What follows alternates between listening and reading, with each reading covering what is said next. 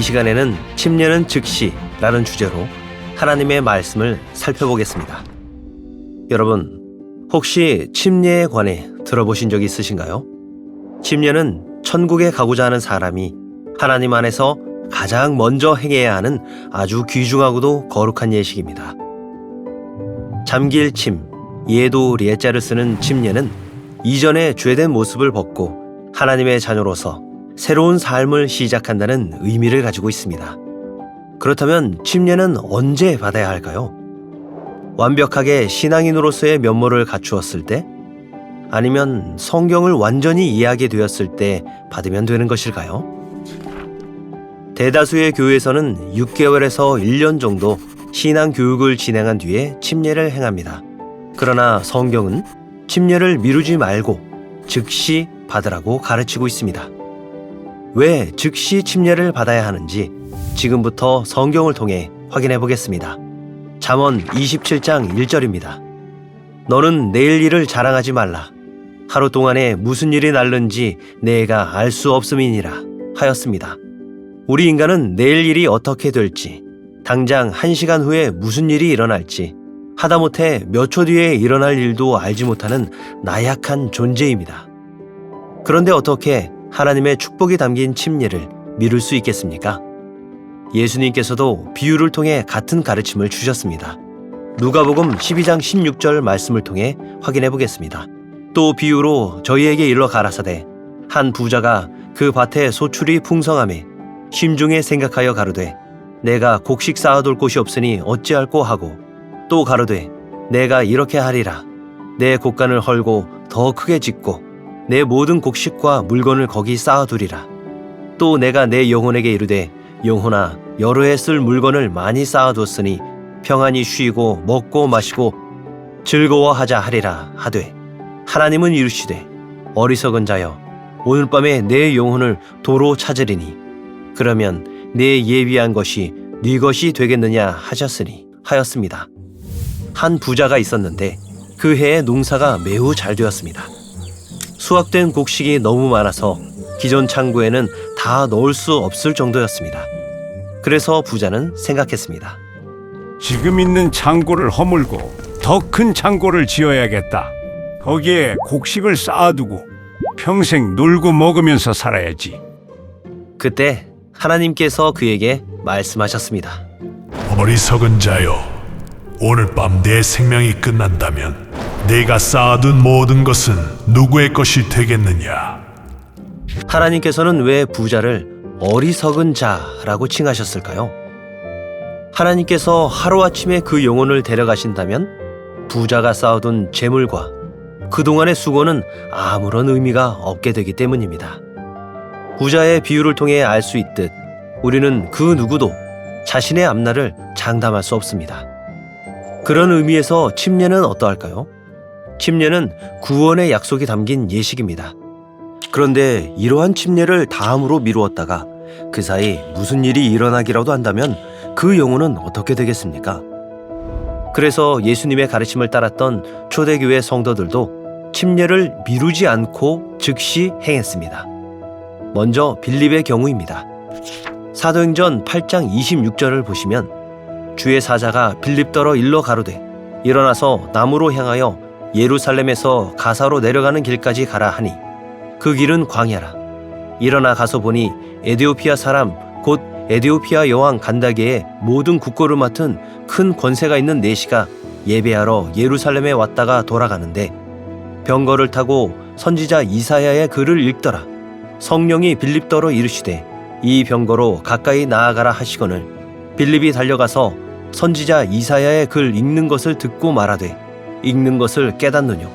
대답하되 지도하는 사람이 없으니 어찌 깨달을 수 있느뇨 하고 빌립을 청하여 병거에 올라 같이 앉으라 하니라 하였습니다. 이 말씀은 빌립이 광야 길에서 에디오피아 간다게 왕조의 국고를 맡은 내시를 만난 장면입니다. 내시는 병거 안에서 선지자 이사야의 글, 즉 성경을 읽고 있었는데요. 빌립은 그에게 다가가 성경 말씀을 설명해주며 예수님께서 구원자이심을 전했습니다. 이들의 대화를 35절 말씀 이어서 살펴보겠습니다. 빌립이 입을 열어 이 글에서 시작하여 예수를 가르쳐 복음을 전하니 길 가다가 물이 있는 곳에 이르러 내시가 말하되 보라 물이 있으니 내가 세례 즉 침례를 받음에 무슨 거리낌이 있느뇨 하였습니다. 이렇게 내시가 침례받기를 원했을 때 빌립은 어떻게 했을까요? 조금 더 성경을 공부한 뒤에 침례를 주겠다고 말했을까요? 아닙니다. 빌립은 내시에게 즉시 침례를 주었습니다. 38절을 통해 확인해 보겠습니다. 이에 명하여 병거를 머물고 빌립과 내시가 둘 다 물에 내려가 빌립이 침례를 주고 하였습니다. 여러분, 빌립과 내시가 몇 번이나 만난 사이였을까요? 이 만남이 처음이었습니다. 뿐만 아니라 당시 내시는 한 나라의 국고를 총괄할 만큼 높은 위치에 있던 사람이었습니다.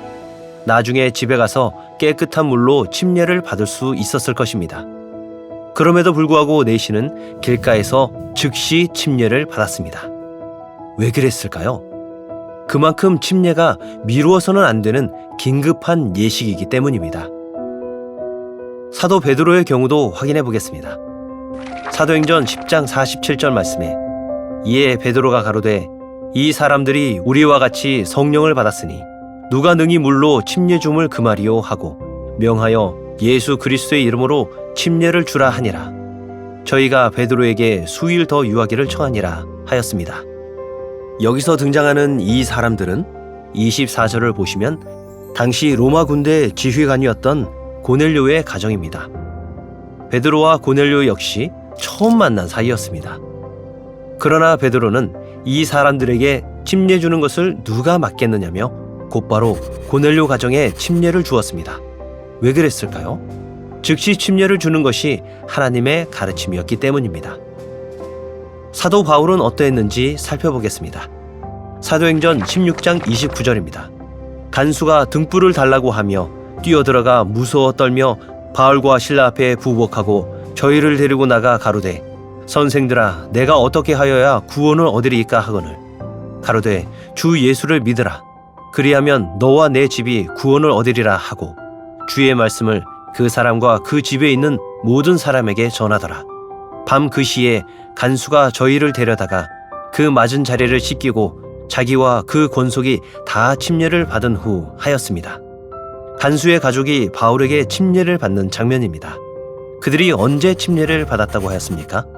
온 가족이 밤 그 시, 즉 밤중에 침례를 받았다고 하였습니다. 당시는 전기가 들어오는 시대가 아니었기 때문에 지금보다 매우 불편한 환경이었을 것입니다. 그럼에도 불구하고 왜 온 가족이 밤중에 침례를 행했을까요? 그만큼 침례가 우리 영혼을 위한 아주 중대하고 긴급한 의식임을 알려주는 것입니다. 루디아의 경우도 살펴보겠습니다. 사도행전 16장 13절을 보시면 안식일에 우리가 기도처가 있는가 하여 문 밖 강가에 나가 거기 앉아서 모인 여자들에게 말하더니 두아드랴 성의 자주장사로서 하나님을 공경하는 루디아라 하는 한 여자가 들었는데 주께서 그 마음을 열어 바울의 말을 청종하게 하신지라 저와 그 집이 다 침례를 받고 하였습니다. 안식일날 바울은 강가에서 기도처를 찾다가 우연히 두아드랴의 자주장사였던 루디아라는 여인을 만나게 됩니다. 바울은 그날 처음 만난 루디아에게도 복음을 전한 뒤 즉시 침례를 주었습니다. 지금까지 살펴본 것처럼 성경 어디에도 침례를 미루는 사례는 찾아볼 수 없습니다.